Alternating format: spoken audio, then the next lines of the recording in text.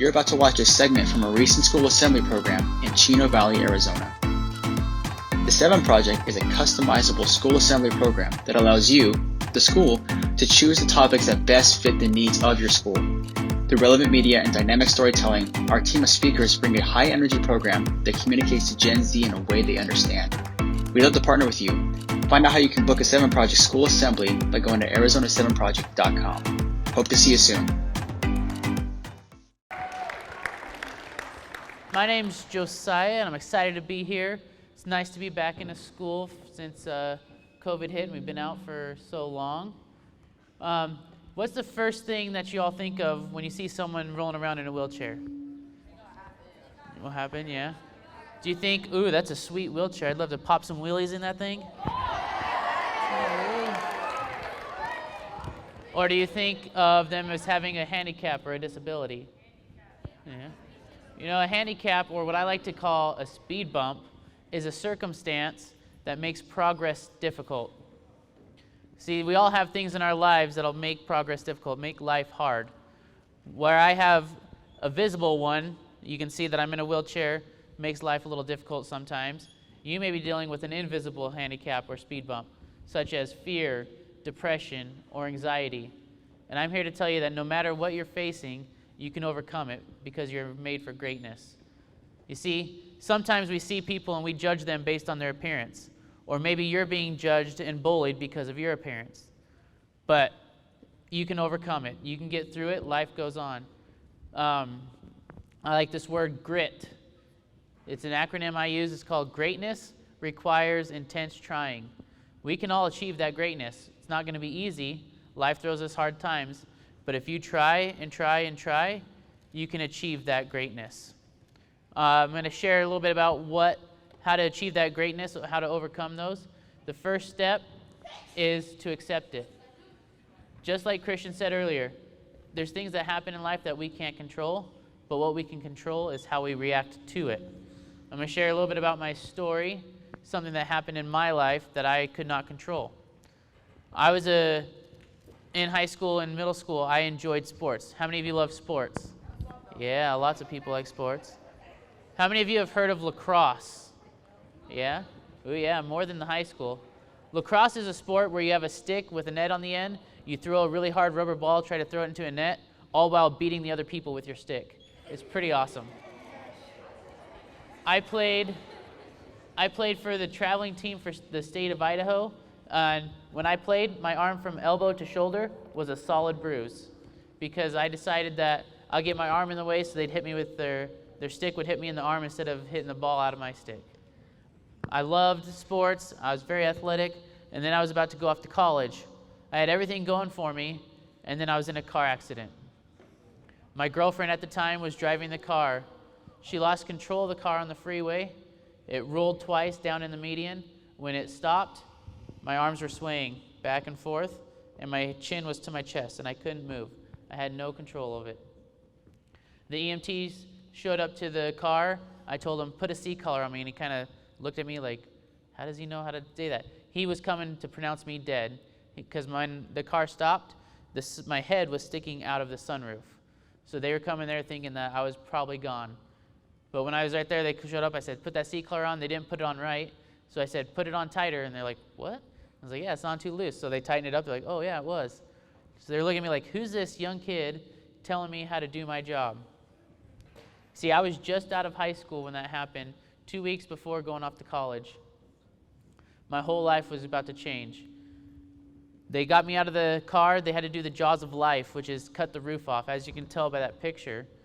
So I was trapped in there. They get this heavy saw. It clamps through, cuts the roof off. And can you imagine how loud that is? It's crazy loud. They got me out, and they put me in a helicopter and flew me to the hospital. I ended up spending 2 months in the hospital trying to learn how to do everything all over again. My neck was broken at C5. So if you feel on the back of your neck, right at the top of your shoulders, there's a bump on the back of your neck. That's your C7 vertebrae. I broke my C4, 5, and 6. So my C5 vertebrae was pretty much shattered. 4 and 6 were damaged. So now I have a really cool titanium cage with screws that hold it all together. So I have the x-rays and CAT scans to look at. They look pretty cool. And now my neck is pretty strong. I just can't bend it as much. But now I'm paralyzed from the chest down. So from about here down, I have no movement. I have a little bit of finger movement. So y'all ready for this? Watch this finger. Whoop. You see that? Whoop. That little twitch. That's all I've got in my fingers. It's not really effective or useful for anything, but it's fun to show off. I got that 1 year after my accident. All of a sudden, I was like trying to move my wrist, and my finger moved, and I was like, whoa. So I moved it. My dad kept telling me I could pick my nose with it, but not quite. I have no use of my fingers like I showed you there, just that one. But I'll teach you a cool medical term. If you let your wrist relax like this, your fingers open. When you pull it back, your fingers close. And that's called tenodesis. So if I have my glove here, I can hold it by pulling my wrist back. But if I let my wrist relax, it falls. So you can go home and impress your parents. Say, I learned a new word. It's called tenodesis, and show them that. It's pretty cool. Another thing is I don't have any use of my triceps. So triceps is this muscle on the back of your arm, which helps you straighten your arm. So when I raise my hand, if I get eventually too far, I hit myself in the head because I can't keep it straight. And then I have no use of anything below my legs, but I'll show you something cool. I can actually make my legs move. I like to trick people sometimes. It's called a spasm. So I can cue spasms off and see if I can get it to work. Oh, maybe. There, see that? Now I got the jump going. Sometimes I get it going and then it just won't stop, so now it's just gonna sit there and jump. But I like to trick some people. I had a friend come into the hospital when I was there and said, so, have you made any improvements? Can you move your legs yet? And so I did that and showed them, and they're like, oh, yeah. But then I couldn't move my legs. They finally figured it out. I was just messing with them. But you see, I've gotten all that movement, and it took me quite a while. First, I was in a power chair. So you guys know, like a power chair, you have a little joystick, drive it around, looking all cool. Yeah. So it took me about 6 years to go from a power chair to this manual chair, be able to push this chair. So, you know, that grit, intense trying, it took me a lot of trying to do. My second thing to help overcome is smile. How many of you like to smile and laugh? Yeah? Laughing is my favorite thing to do. It is actually like a really good medicine. So when you're facing hard times, if you can find the positives and laugh through it, it helps a lot. I'm going to show you one thing that really helps me smile and gives me lots of joy. Dwight, here. Come here. Come on. Come on, Dwight. Come here. Come here. Good boy. All right. This is Dwight. He's my service dog. He knows 40 commands. Dwight, here. He knows how to open doors. He turns on lights. He hands my credit card to cashiers. Yeah. He can pick up anything I drop.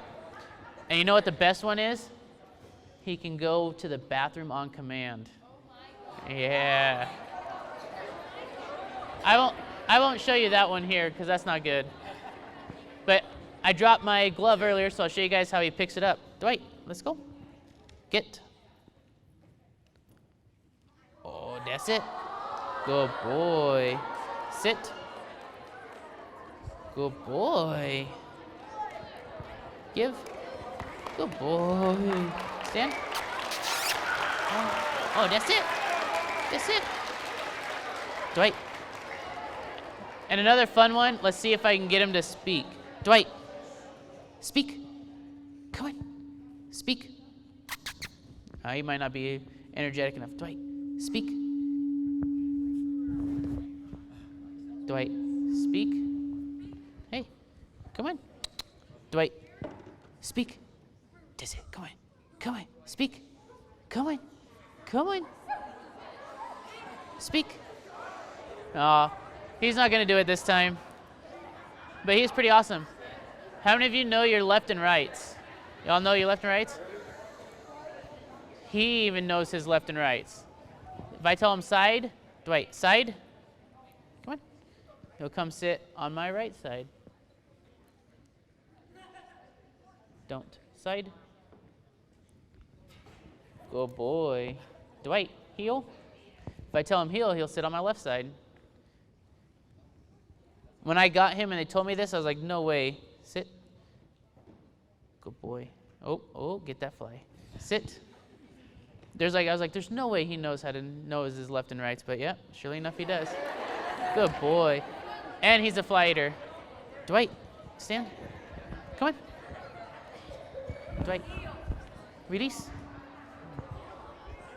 So that's Dwight. He is my awesome companion, helps me smile. I do have a sense of humor. You know, you gotta have a sense of humor when dealing with hard things. So I have a couple t-shirts that kind of show off my sense of humor. I have a shirt that has the handicap placard for parking, and it says I'm only in it for the parking. I get to park up front all the time. It's really nice.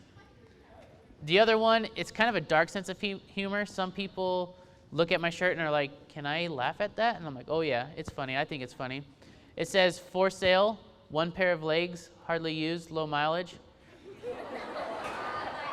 I figured if I can't use my legs, someone else might as well use them, right?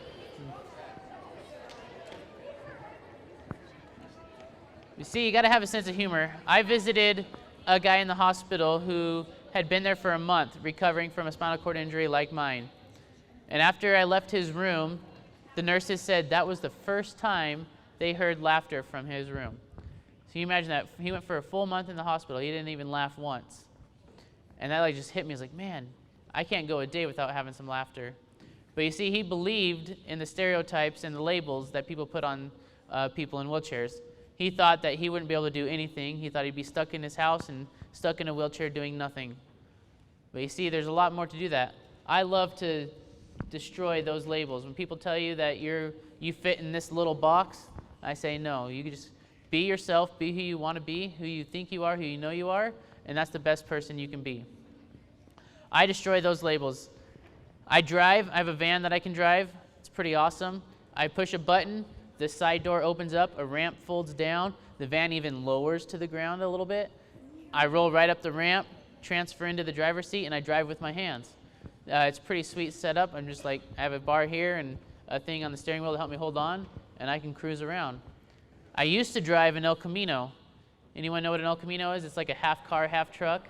Yeah. Nice. But now I drive a minivan and fit around with the soccer moms.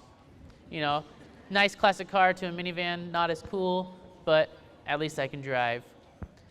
The other thing I do is I coached lacrosse. I told you I played lacrosse in high school, and then afterwards I went and started coaching lacrosse, which was a lot of fun. And then I went off to college. So I went to college and got my degree. Now, going to school in a wheelchair, trying to get through everything, being able to get to a desk, right after an injury, trying to figure out my life was tough. But I focused, I tried hard, and I was able to achieve and finish college and get my degree. And then now I play a sport called wheelchair rugby. It used to be called murder ball, but it's hard to get sponsors for murder ball. When you go to a company and say, hey, you want to sponsor my murder ball team? They're like, what? What do you do? I'm like, no, we don't murder people. It's just murder ball. We hit people hard and like to enjoy it and have fun. So I play wheelchair rugby now here in Arizona, and it's a blast. And I got a little video here to show you of what wheelchair rugby kind of looks like.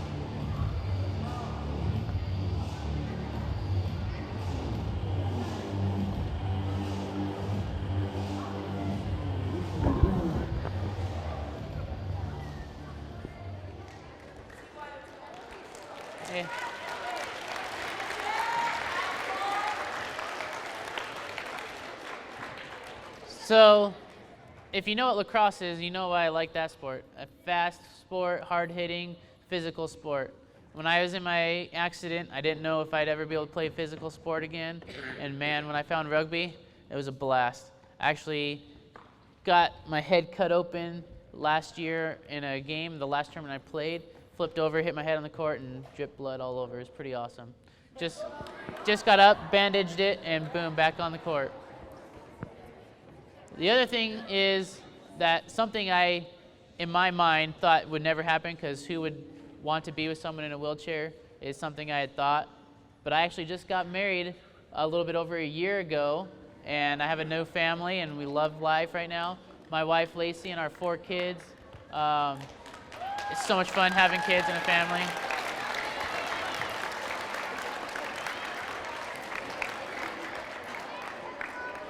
These are all the things that help me smile and let me have fun in life.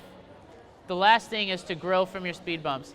The things in your life that you challenge through, they're going to give you opportunities, and if you can use them and grow from them, you're going to get better in life. You know, life's going to throw hard things at you. I have a quote from a Rocky movie that I like. Can we get a 1-2? 1-2? Yeah, good job. There's a quote from Rocky. It says, "It's not about how hard you can hit. It's about how hard you can get hit and keep moving forward." It's not about how hard you can hit. It's about how hard you can get hit and keep moving forward. Life's going to throw you some trouble, some hard times, but you got to face through it, and it's your response on how you can do it. It's your reaction to what happens that you can control. So react to it, never give up, and make the most of life. Thanks for having me.